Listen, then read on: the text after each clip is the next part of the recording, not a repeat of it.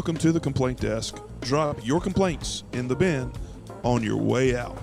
We're just two worship pastors discussing all things worship and church leadership. I'm Danny, I'm here with Doug, and we're here to help you navigate the life and ministry of a worship pastor. Thanks for joining us today. Now let's jump right in.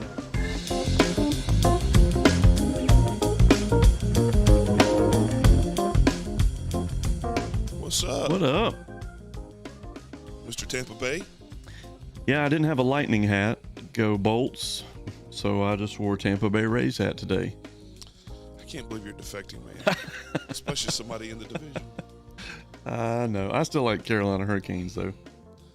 It's just not even right. I'm going to hang up right now. When in Rome. Except you're not. You're in Tampa. Yeah. I don't know. It feels like Rome sometimes. Well, I think most places feel like Rome sometimes. Well, man, it's good to see you. Yeah. I tell you, it seems like it's been, gosh, man, it's been like a month since we've kind of been on our regular schedule, right? Yeah, I had vacation, and you took vacation last week. Seems like you were gone for like 6 months. Well, I missed 2 Fridays because we were away one Friday and then we were on vacation. Yeah. So, but I tell you, it's just. It's crazy, man. Summertime, we got everything going on. You know how it is. I know our church, everybody in our church is taking vacation, doing all the vacation cycles and stuff like that. So vacation, and of course, you get VBS in the middle of all that. And ours is starting in 2 weeks. We're 3 weeks. You doing it in August? Yeah, first week of August. Yeah, I think we're 3 weeks. 3 weeks from Sunday we'll start. But anyway. Man, it's good to see you, though. Appreciate you being here with me today. Got a lot to talk about, but, man, did y'all fare okay through the hurricane there? Elsa, yeah. Elsa, I couldn't think of the name. All right, here's your joke. We let it go. Yep.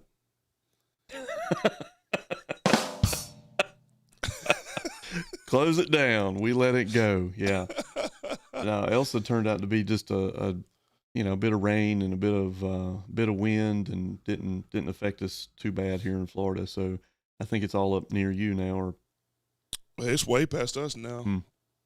We dealt with it all day yesterday, and actually by the time I left the office yesterday, the rain was stopping, and then we came back for choir, and the sun was when we left choir, the sun was coming out. So awesome.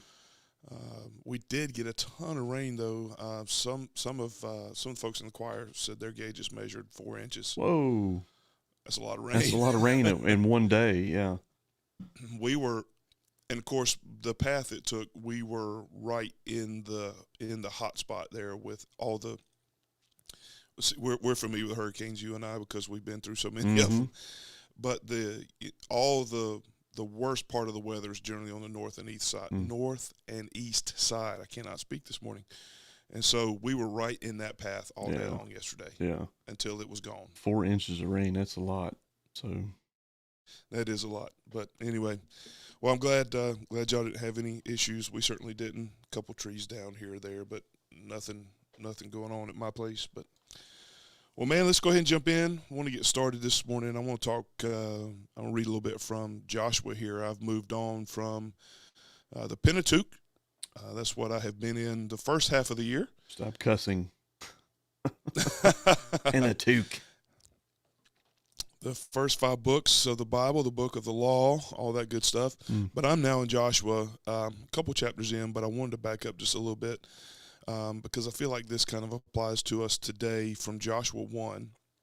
It says this: after the death of Moses, the servant of the Lord said to Joshua, the son of Nun, Moses' assistant, Moses, my servant, is dead. Now therefore arise, go over this Jordan, you and all this people, into the land that I am giving to them, to the people of Israel. Every place that the sole of your foot will tread upon, I have given to you, just as I promised to Moses. From the wilderness and this Lebanon as far as the great river, the river Euphrates, all the land of the Hittites to the great sea, toward the going down of the sun, shall be your territory. No man shall be able to stand before you all the days of your life. Just as I was with Moses, so I will be with you. I will not leave you or forsake you. Be strong and courageous, for you shall cause this people to inherit the land that I swore to their fathers to give them. Only be strong and very courageous, being careful to do all the law that Moses my servant commanded you. Do not turn from it to the right hand or to the left, that you may have good success wherever you go. And it goes on, but finish that little section there. Have I not commanded you, be strong and courageous? Do not be frightened. Do not be dismayed, for the Lord your God is with you wherever you go. I love that passage, man, as God commissions Joshua. I mean, in the command, what did he say it in there? 4 times? Mm-hmm. 1, 2, 3 right off the top of my that I can see. Sorry. Put your glasses on. Thank goodness I don't need those Yeah. anymore. Be strong and courageous, Yeah. and do all I've commanded you. Right. And I think that applies a lot to what we do today, whether you're in ministry or whatever you do. Right. Mm-hmm. God calls us to follow him, to do the things that he's commanded us to do, as he tells Joshua right there. And so, I think when we can really dig in and we can focus and we can do the things that he's called us to do, I think That's be strong, one of the courageous. I will not keys. leave you or forsake you. Yeah, you're stealing one of the keys that we're talking about. Our topic today is longevity in ministry. There you go. Just do what the Lord tells you to do. Yeah, I didn't intend to do that. I didn't even think about it, but Yeah, that's good though. But that's as I read through Joshua, it's just amazing. If you think back when they sent them out into the land as spies, and everybody came back, but Joshua and Caleb said, everybody else said, no, we can't do this. These guys are huge. That sounds like church ministry right there. Yeah, no, we can't do this. It's not a good move, but God said to. Yeah. So, who you're going to please? You're going to please those in that instance, especially. You're going to please the crowd, or are you going to please the God who's called you to do what he's called you to do? Yeah, I'm gonna steal a little bit out of Joshua too. Do it. My pastor, he's been here a couple months now, doing a really fantastic job. Really loving our people and stepping in, filling the pulpit, and he's just doing a great job all the way around. He preached something Sunday that I was thinking about through this week, and we even talked about it in our Bible study last night. Joshua 5, and that's 13 through 15. Our world, and a little bit of pre-context, the topic of the sermon wasn't necessarily political or alignments or cliques or anything like that, but he was talking about here in this section how many times we ask God or put ourselves in the wrong position. We ask the wrong questions many times. So here's Joshua pre-Jericho, following all this. So when Joshua was by Jericho, he lifted up his eyes and looked, and behold, a man was standing before him with his drawn sword in his hand. And Joshua went to him. And a lot of, even more context to it, is a lot of scholars. I mean, I'm not a super mega scholar, but I even believe that this was a pre-incarnate Christ. This is the theophany in the Old Testament. So pre-incarnate Christ here. And Joshua went to him and said, "Are you for us, or are you for our adversaries?" And the greatest, God has a sense of humor in such a way, and I love this, in the greatest possible way to answer this: are you for us, or are you against us? He says, no. No. But I am the commander of the army of the Lord. Now I have come. And Joshua fell on his face in the earth and worshipped him, knowing who he was and who he said he was. What does my Lord say to his servant? And the commander of the army said to Joshua, take off your sandals or your feet, for the place you standing is holy. And Joshua did so, obviously. But, Pastor said it this way Sunday. We divide ourselves Republican, Democrat. We divide ourselves in our little cliques. We even divide ourselves on Sundays and Sunday schools and groups. And they're not opposing, but it's this sense of competition, and that's not the question we should ever ask, because God is not on either of those sides. And I love the answer to that question. Are you for us or against us? No. You're asking basically, and this is what Pastor said Sunday, you're asking the wrong question.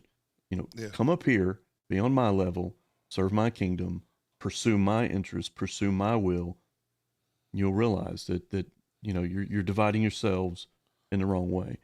I love that. That was just great. So, Well, yeah, it's interesting too because you think about that question: Are you for us? Or are you for our adversaries? Or are you against us? Are you for us or against us? I mean, really, you're right. It's the wrong question, but the question really is: Are we following Him? Right? right. I mean, that is the ultimate question.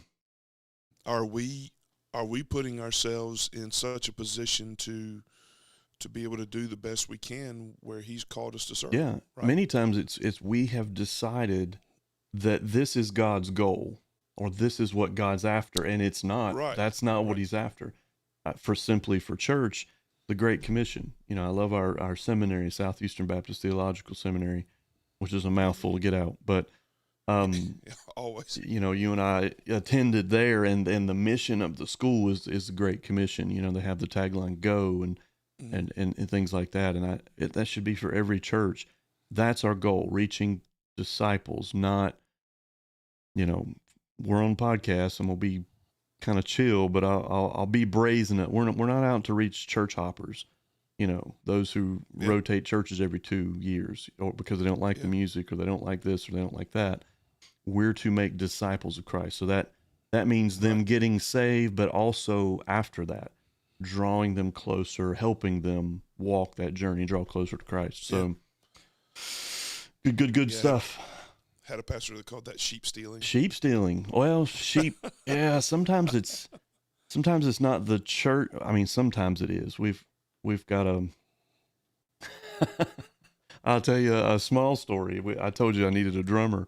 And in our church, and we're looking for a drummer, and been praying about that. And I called a local church in the area, bigger church, much bigger. They have 12 drummers. 12 drummers. Who needs 12? Yeah, nobody needs 12 drummers. And then, I mean, you know, they do the cool stuff and all the cool things and all the, you know, stuff. So there's a little bit more of an attraction there, but 12 drummers. So if you run 2 drummers a week, yeah, you play every 6 weeks. And they're running multiple services, so that helps as well. Do they use different worship teams in each service? Do you know? I don't know to that level. I would assume That so. would be weird. Yeah. Different teams? Maybe not. I know they, and we could talk about this at a later point. I know they pay some of the band, and they pay some of their team and singers and stuff. So. Well, no wonder they have 12. Well, drummers. yeah. I mean, I don't know that they pay all 12, but I'm pretty sure all 12 are. Hey, I'm not trying to steal. I just want one.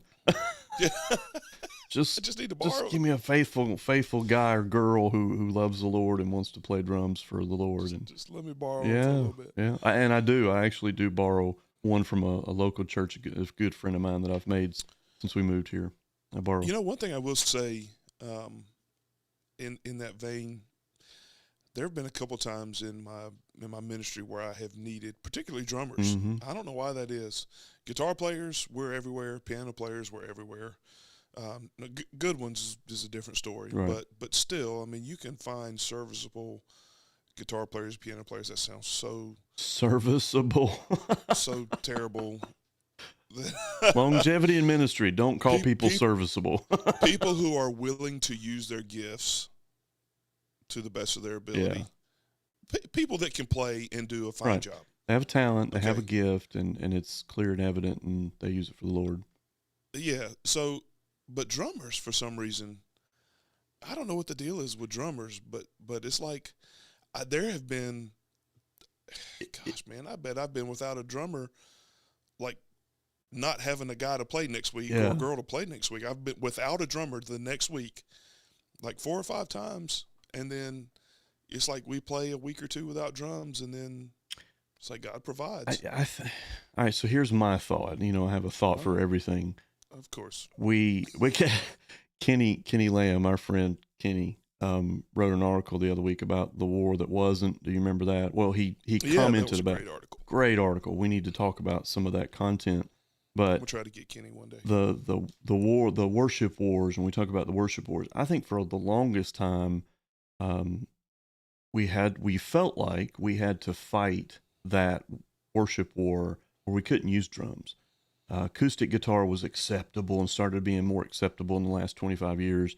and now every church has an acoustic drum. I have like 4 or 5 acoustic guitar players, but the drummer was the stick, for traditional churches trying to move more contemporary. Mm-hmm. You kind of exile the drummer. You quieten him down. So what do? We come up with electric drums. Well, we didn't, but we started using it because we can control them more. We put them in big cages and we do all this stuff. And I think for a lot of times the drummers have felt like, well, I can't play. I can't let it loose when I go to church. I have to use other avenues for that. That's getting better. Like our church, I tell my drummer, we do have an isolation booth. You rip it. You go in. We can play we can do the volume how we want. We got everything mixed right, and just rip it. You play and play for the Lord. And that's what we haven't been able to tell drummers that for a long time in a lot of our traditional churches. Quieten down. So they get discouraged and they feel like their talent's not wanted and used in the church. Is that I don't know, is that helpful? Yeah, I feel like I'm forever telling the drummer, don't hold back. Yeah. Just play. Oh, play how you would play. I've got a guy that I use, great, wonderful guy. So if he's listening to this, I'm telling you, he's a wonderful guy, good drummer. His home church, and I told you we're borrowing, so his home church that he plays at is a Reformed church, and they're a little bit more traditional and calm. And he'll come play, and he's really soft-handed. I'm like, dude, you're in an isolation booth. You rip it. Rip it like you're at home. We can control that. Well, we do use electronic drums, but it's really more than anything, it's stage volume. Yeah.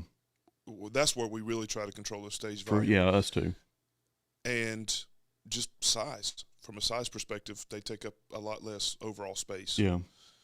But anyway, we didn't. Yeah, it was good. Start this podcast today with the intent of talking about drummers. All drummers move to South Florida. I need you. If you don't mind wearing a silly Tampa Bay hat, you can move down there and play drums. Hey, you can wear what you want at my church, man.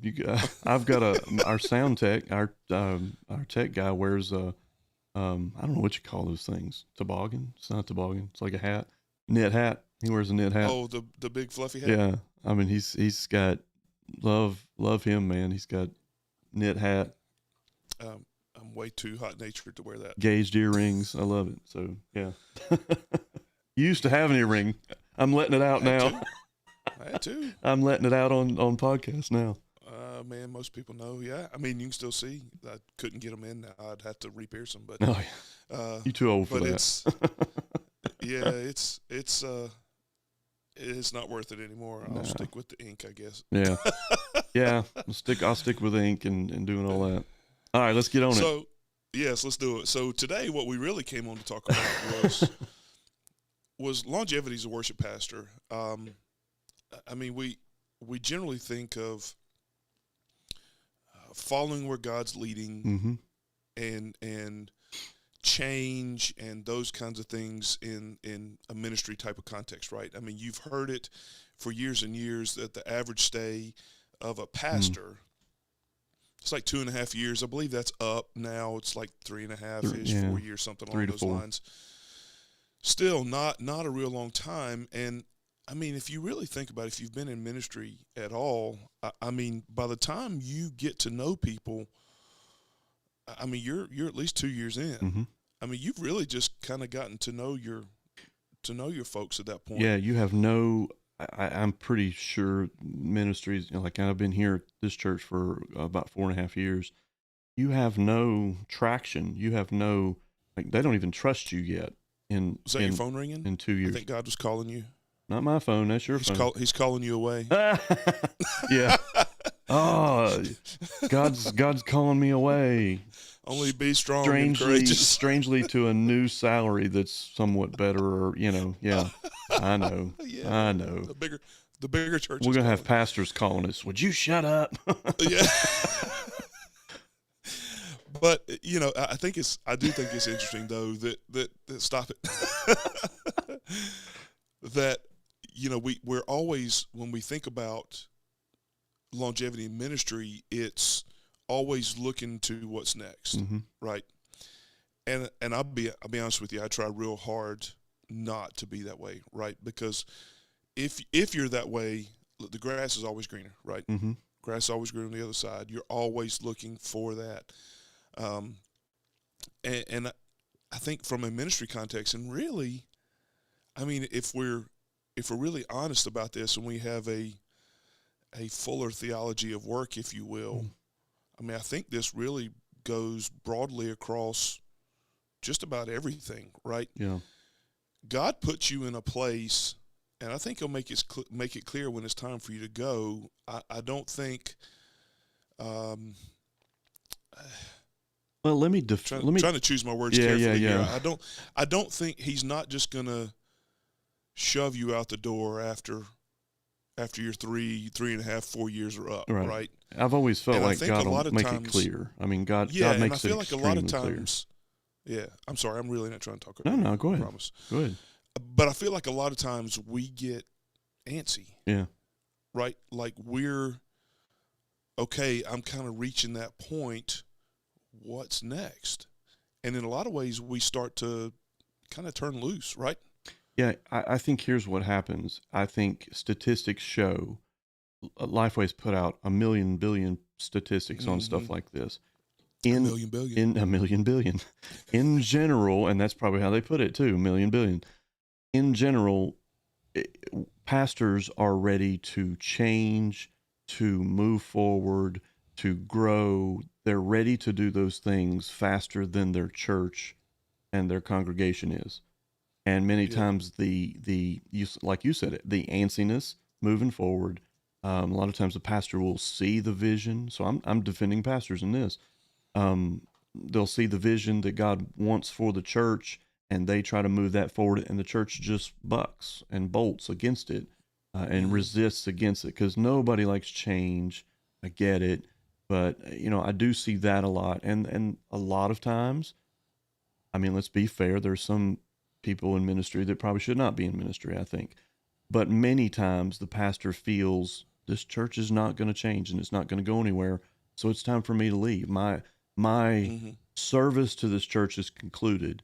What I would say to that, as a flip side, is your service is not to a church, and your commitment to God is not just to change the church to where you think it needs to go, but it's to get that started. There are a lot of pastors that I've served in churches that served before me that did a lot of things to move that church into the position where God wanted it to be, but they may not have realized it at that time. But I look back and I'm like, man, I'm really thankful for this pastor in this church in the past, because he did a lot of things here to set this church up to where we are now. That's always helpful, Yeah, there's so much to unpack there that, I mean, we could probably do episode upon episode upon episode and bore everybody completely to death talking about that. But it's, I do think you're right. We get impatient, and things don't go like, we've convinced ourselves that they should go, and we run out of patience. It's hard to stick with.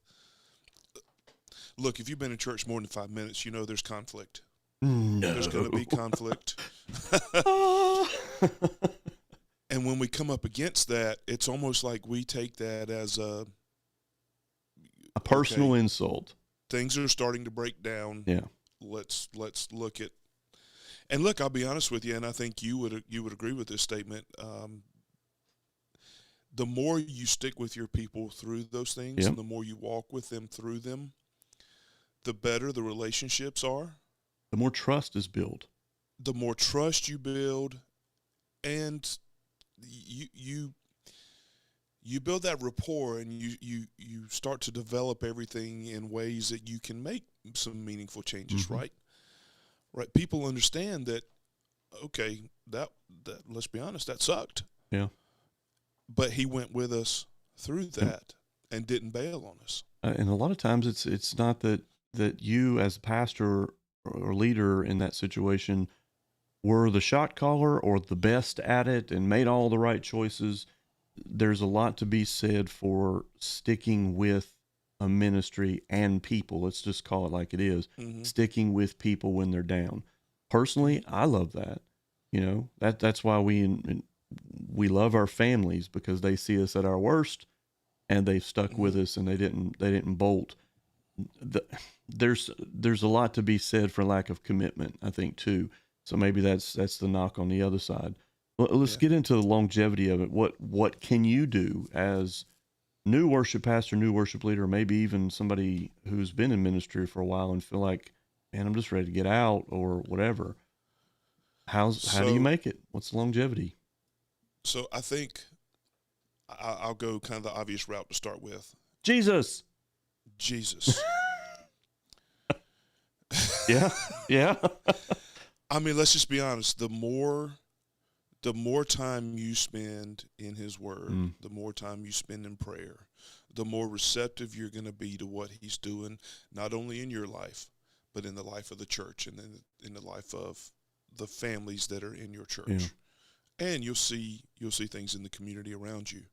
I think without that, we almost operate with blinders on, right? Yeah, I was just going to say less noise and more God. So you're talking about God's word and just pouring yourself into that truth, but less noise. So you got the blinder. I'm blocking my mic, but blinders, yeah. Well, it's just like if you're watching us on YouTube, we're wearing headphones. And the reason we do that is because it tunes out everything else in the room. Cats, fans. I got 2 fans going, phone dinging, all these things. It tunes it all out so that we can concentrate on what we're doing. And that's what the Word of God does for you, right? Good example. As you dig in and as you spend time in that, you spend time in prayer, you spend time developing your relationship with God, the most important relationship that you've got. And this is any career, not just worship leaders, not just pastors. This is the banker. This is the stay-at-home mom. Right. Whatever you are, this is anything. If you're in there, if you're in His Word, you will have a much better idea of where you should be and what you should be doing. Somebody said it last night in our Bible study. My citizenship is not here, and I have to remind myself that all the time. So if you're working for UPS or FedEx or any job nowadays, longevity is something. If you're working for FedEx, our office closes at 5. Please get here before then. Please get here at 4:45 because I'm going to be in my car at 4:50. So yeah, there's stress and there's heavy things at every job. Sometimes as pastors, we bubble ourselves and isolate ourselves to where we think we're the only ones facing it. There's a lot of people in this world that are facing troubles and issues, job related, and we could probably take some advice and some hints from them. Staying in God's Word is a very practical, real way to do that. I will say this though, every job does has its stresses. Yeah. Well, being a father is different than not being a father. That brings its stresses, But ministry in general, just keep in mind that oftentimes you are carrying burdens for others too. It's a spiritual warfare, many times. So you've got to be, from a ministry perspective, you've got to be prepared for that. And you won't. Right? And you won't be. Sorry. No, you won't be. You won't be. You won't be, but you've got to do the best you can to be that way, right? Yeah. So I'm going to throw a couple more big rocks in, and then we can kind of fill in around that. So I think that relationship with Christ is number one. Mm-hmm. Number two, I think humility more than anything else goes a long way. Yeah.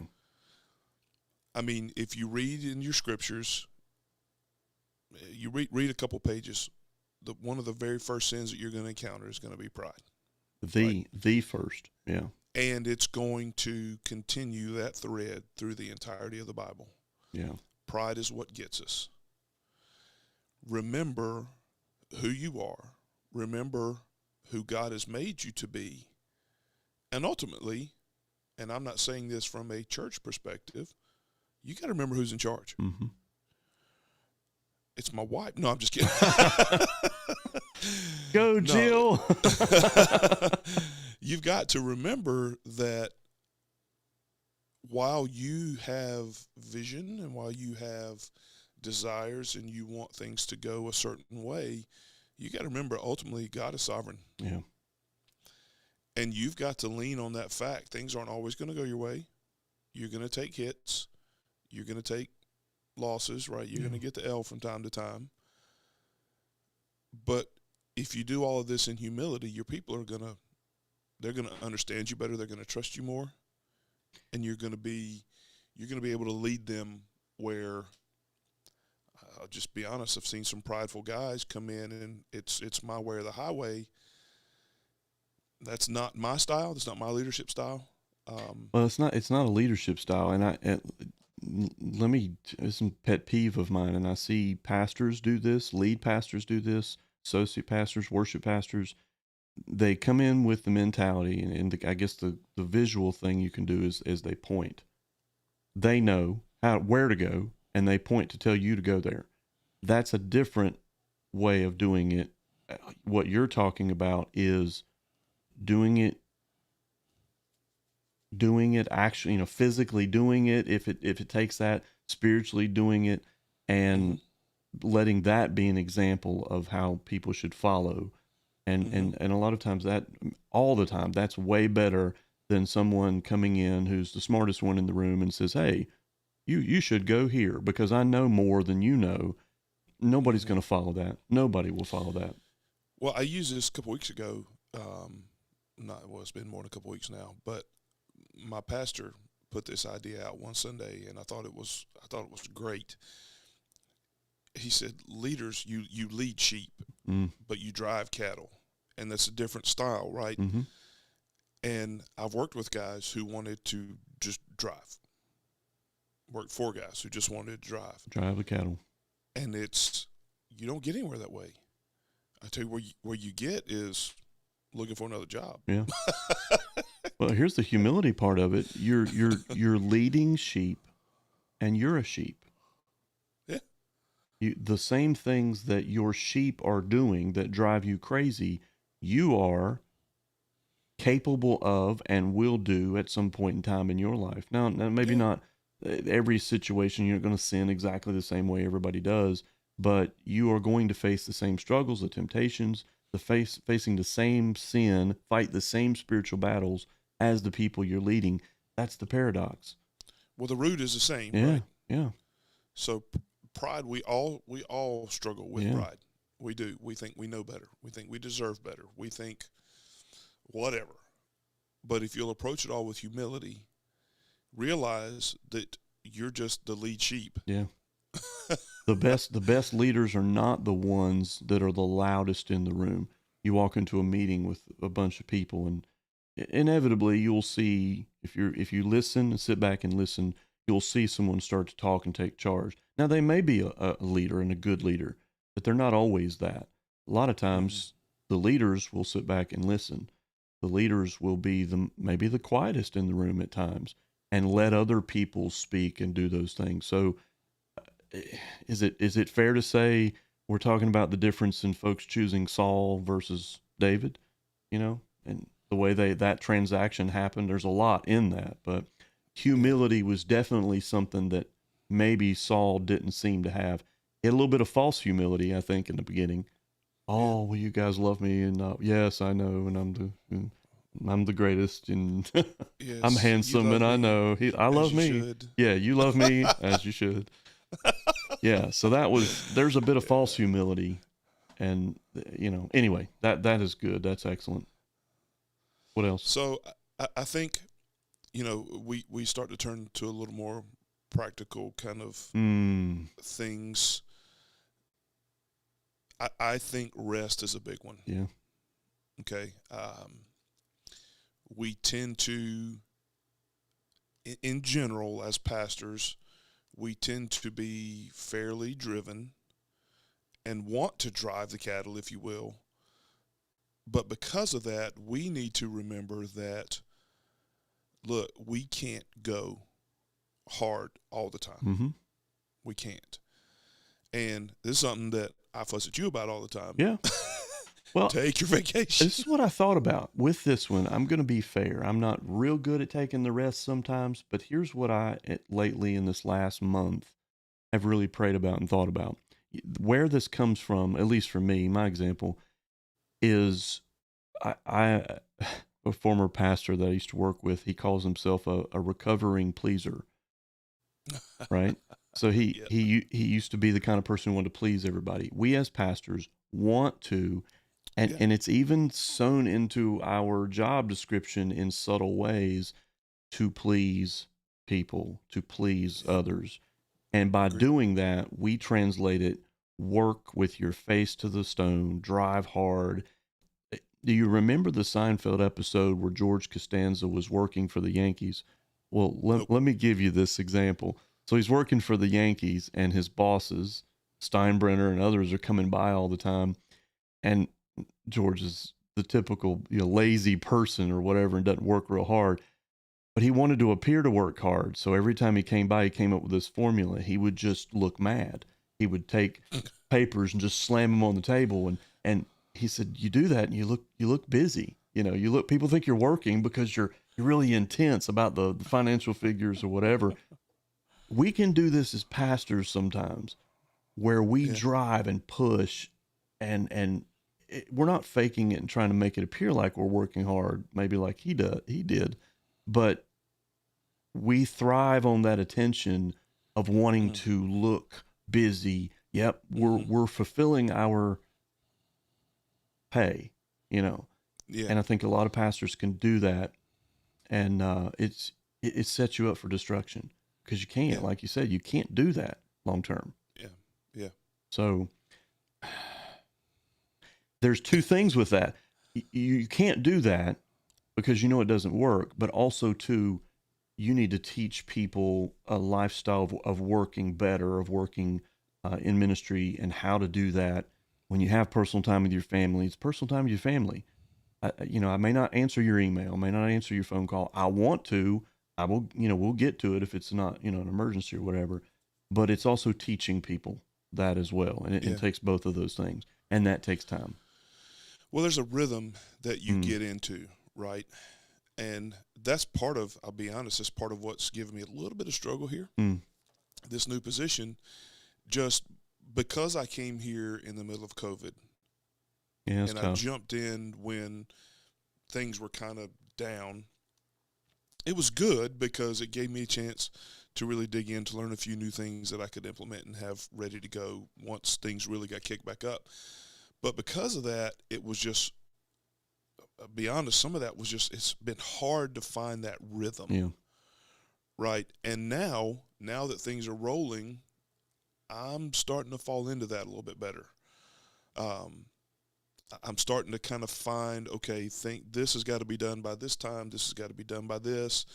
And, okay, so here's my rest period. Here's where, I kind of set it all aside. Don't worry about the email. It'll be waiting when I come back.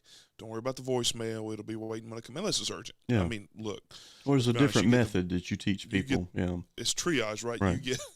You get that voicemail. Sometimes you just got to go rest or no rest, right? I mean, that's the thing.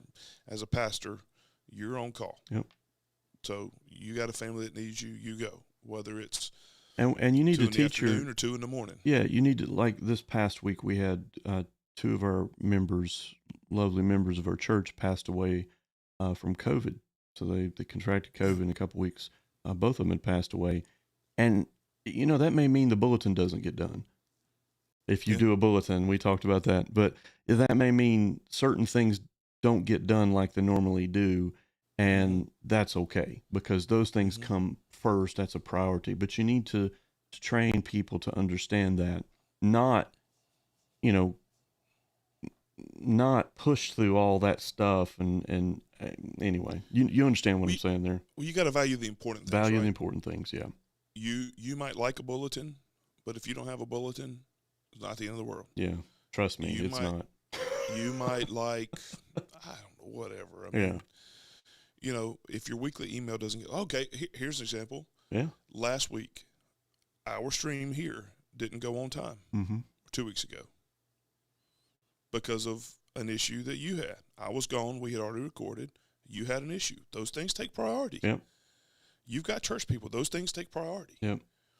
You've got to be prepared for that. And because of that, because in a way you're always on, it makes that rest even more important, right? Yeah, it does. So at night when you go home, spend it with your family as much as you can. Now, I have rehearsals and thing as pastors. We're at church a lot of nights, right? Well, you plan and organize. So you plan. But you work that out so that you do have time to spend with them later. Yeah, and guess what? But, that may mean you're not in the office at 8:00. Yeah. And you teach people, okay, well, yeah, I'm not in the office at 8:00, but I have practice tonight at 7:30. So instead of being here from 8 to 9 p.m., 8 a.m. to 9 p.m., here's how I'm structuring my hours and doing that. Yeah. Well, communication. Just keep that in mind, because you can't lose your family. Mm-hmm. You can, but you can't. You need to put your family first. You've got to have that time with your spouse, right. children if you have them, and bigger picture, when you get that time to be away on vacation, be away on vacation. Yeah.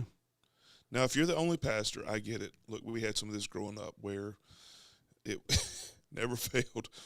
We'd get about 3 or 4 hour drive away, and somebody would die, and we had to come back. Yeah, I had that happen once.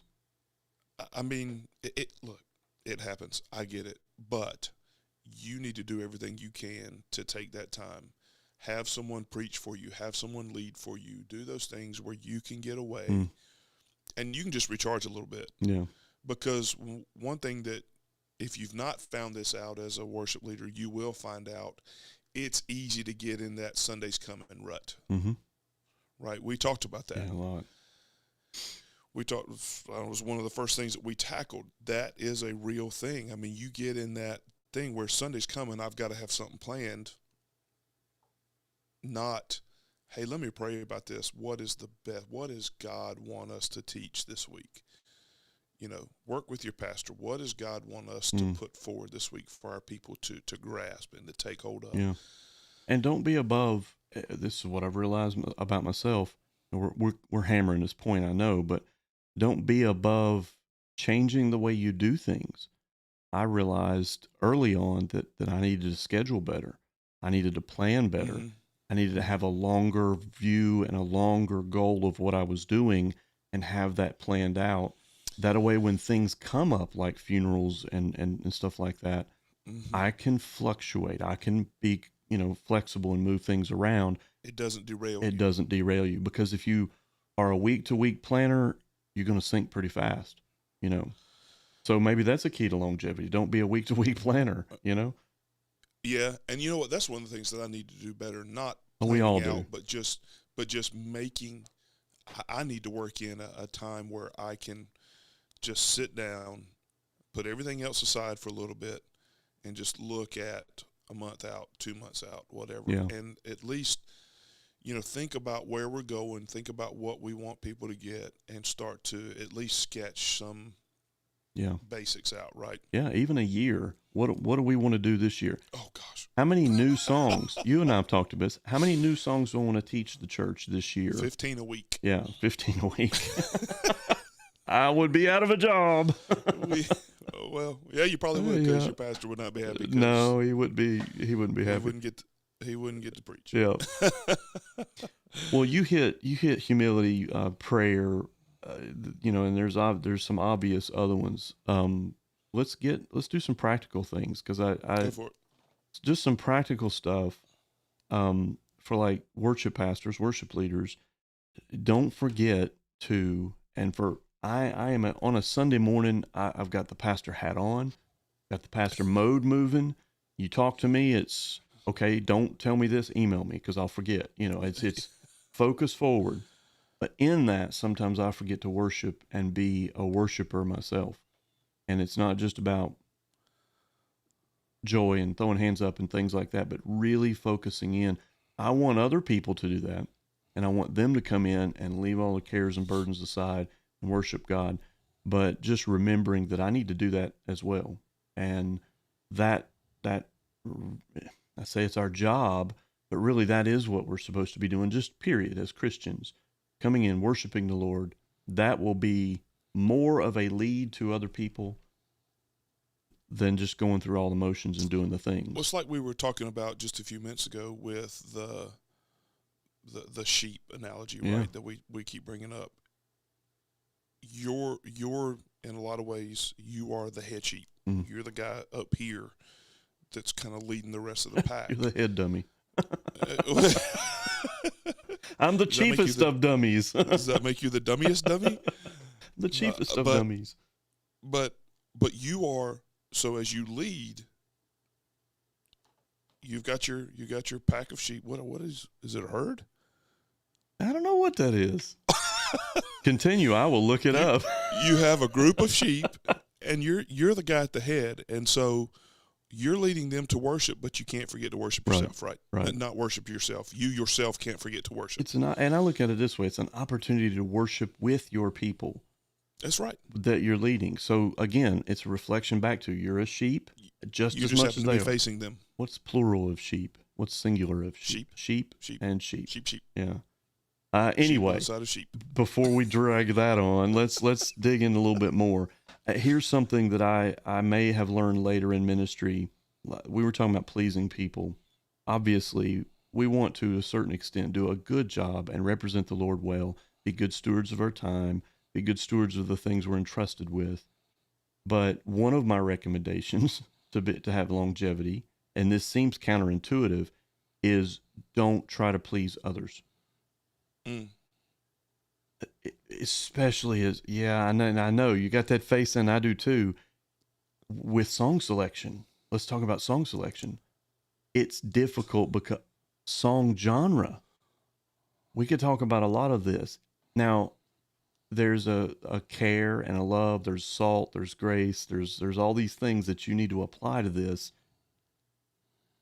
Picking songs, how to make leadership decisions as a whole, that kind of thing. Just understand and have that as a goal you're not pleasing people, you are pleasing God, but people are involved. Yeah. And it's a balance. You can't just walk in and say, to heck with everybody, I'm going to do what I want to do. We're all going to do, I don't know, Mac Brunson songs or something. Mac Brunson, Lord. We're going to come in and do Nickelback all Sunday, Oh, good. I quit. But, you can't do Brandon Lake every Sunday. You can't do whatever. You can't do, I don't have that much energy. be smart in that. But again, the bottom focus is not, you're not trying to please others. You're trying to please God alone. Sometimes by pleasing God, you are pleasing others. Hopefully you are, but that'll provide some consternation, but just understand that as a goal. To your flock of sheep. Flock. Dang it. So I've got my iPad over here. I'm typing it in, and just as it pops up, my buddy's texting me. He's like, "It's flock, dude. Come on, man. Oh. Be faster than that." Look, man. It's 9 something in the morning. It looks dark in my room, but it's actually daylight out. Yeah. Well, Thank you. It is flock. yes. Thank you, Philip. It is a flock of sheep. Be faster on that text, son. Yeah. All right. Let's wrap this up, man. What are some last things that you want to put out there? Oh gosh, I got about 15 more. Well, you've got time for half of one. Half of one. Well, we got a few minutes. We got at least one person listening, right? We did. We did. He's off now. A couple more things. I think a lot of the humility applies in a lot of the spaces of the practical things that I was going to mention. One of the things, and give me a minute or two. I'll mention a couple more, but don't compare yourself to others. In worship ministry, it's especially difficult to not compare, even as just a pastor, lead pastor. You're always comparing yourself in your head to the church next door that's bigger, or the church down the street that has more congregants, and you're comparing yourself to that pastor and what is he doing right and what can I do better. Some of it's healthy, but if you fixate on that, understand God's got you where he's got you, not at that church, not at that ministry. Well, if you're comparing, you'll never be satisfied. You'll never make it. Yeah, you'll exactly. And that's the point of it. you'll never be satisfied where you are. Where you are, you will always want something else, and another ministry, and another congregation, and another band, and whatever. So I think that's important. Of course, don't forget that it's all about God. It's not about yourself. Don't many times don't expect immediate results. What who was it? Somebody, I can't remember who it was. Preach the gospel, die, be forgotten. Yeah, preach the gospel and get out of the way. You know, well, you saw on the list there that I have one of them is don't be a diva. So yeah, get out of the way. You might be the best singer in the room, but if people are not singing with you, what are you doing? Yeah, well, you're not leading. You're not leading. You're performing. Yeah. If you put them in keys that people can't sing, but you can, what are you doing? You're performing. You know, get it to a key. And you and I struggle with this all the time. Get it to a key. Because I know Brandon Lake can sing in a key that nobody else in our church can sing in. I might be able to get there, but my congregation can't. I can't get there. Yeah. Yeah. That's the beauty of not being a singer by nature. I'm a pianist. Yeah. Right? Yeah. Well, so, pianist, guitar player. I was more vocal. I'm right there with them. I just try not to confuse them with what I play on the piano. Yeah. Again, sometimes it's keep it simple, you know? But anyway, that's a lot of what I had. I mean, there was some, probably one of the best ones that we've got here, aside from those things, is don't put yourself in compromising positions. I think we've seen that a lot in ministry. It's a good practical one. Yeah. Don't put yourself in a situation. Smart. Yeah. That compromises your family, compromises Christ's testimony, most of all, and compromises your church testimony in the community. That's an important one as well. So you may think it's okay to do, but you need to be like Paul in Corinthians and choose not to do it if it protects the testimony of Christ. It's just like what we talked about with the SBC stuff and all the mess that was going on with all of that. That stuff, all that does, I'm frozen. All that does is hurt the gospel. Yeah. Right. Sorry, it was a phone call coming in. It's Phil telling you to shut up now. Maybe. But, all that stuff is damaging to the witness of the gospel, the witness of the church, right? So you just be aware of what you're doing. Be aware of the optics. Let's just put it that way. I'm not saying watch your back all the time, but we're not in it to we're not in it to fake it, but we are ambassadors of Christ, and ambassadors represent the thing or the person or the country or whatever it is that they're representing. They want to represent that in the best possible light. There's too much negative representation today from the pulpit, from the worship leader stand, whatever you want to call that, from the band stand, from the stage, too much bad representation, and we need to get that back and take that back. And that's on all of us. Yeah. So, good stuff. All right. So, what are you doing Sunday? Nothing. I'm just kidding. I didn't plan well. No, I'm just kidding. So, we have virtually half of my band is gone. I'm talking about vacations and all that stuff. So, pulled out some old simple stuff. That's kind of the summer thing to do. Lion and Lamb, doing a little bit of Lion and Lamb, starting in the key of F. If you think about that, because my congregation can't sing that up to A. I think it was done in A. We do it in G. So you're in the middle. Yeah. F is low. Yeah, it is. That's like way low. I might. Oh, every day. Lord, no. It's not in Christ alone in D, man. Yeah, that is low. That one. It starts all man, that one has drove me crazy for years. And nobody else does it in any other key unless you do it. Write it yourself. D flat. D flat. Oh. No, I always end up just kind of remaking the very first phrase of every verse. In Christ the Lord. Anyway, nobody wants to hear that. So Lion and the Lamb, then God So Loved. My church is really loving that. We're really singing that. And John 3:16 with the doxology in it. Yeah, and it fits really well virtually with anything, but it fits well with what we're preaching and teaching. Jesus Messiah. I have some people in our church ask me for this every Sunday. And you know what? To a certain extent, let's do it, man. Everybody's singing, they love it. So I'm doing that in A. But Amazing Grace, My Chains Are Gone, and then we're going to come back with a reprise at the end with God So Loved to leave out. So fairly simple service Sunday. All right. I got a guitarist, I've got a keyboardist, and that's it. Yeah, I'm actually playing guitar this week, man. My fingers still hurt from rehearsal on Tuesday. You need to get your chops back, man. Dude, man, I just don't.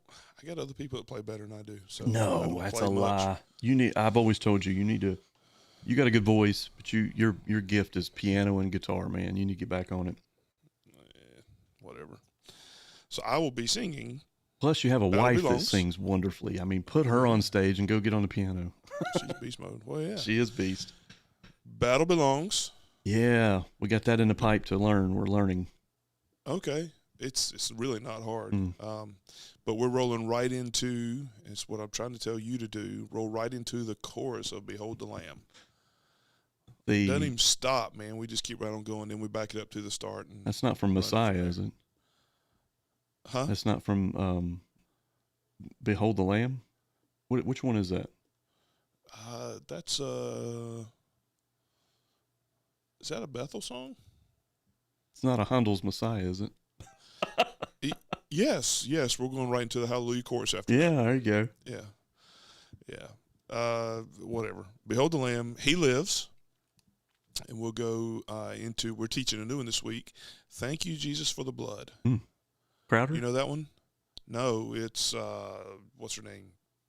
Gail is her last name. Yeah, okay. Charity Gail. Yeah.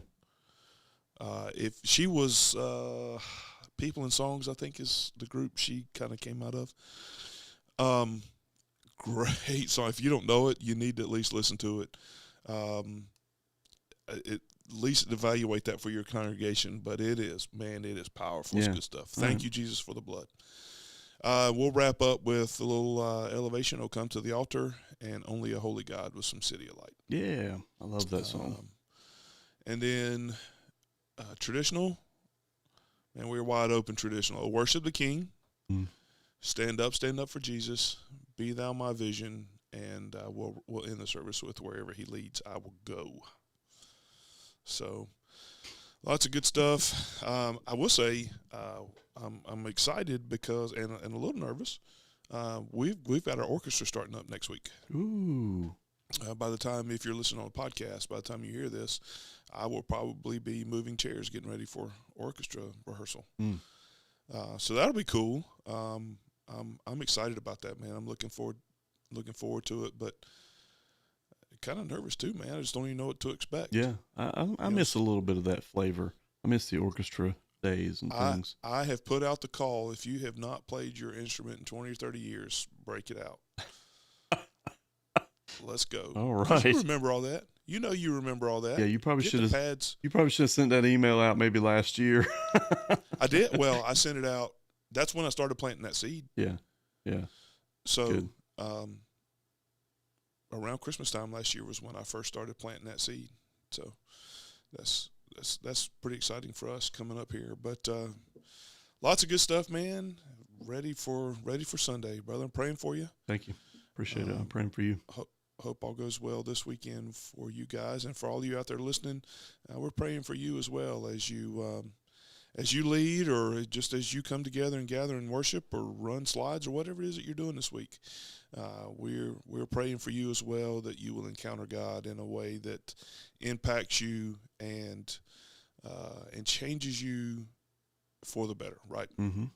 So, thecomplaintdesk.com. Always, you can visit there.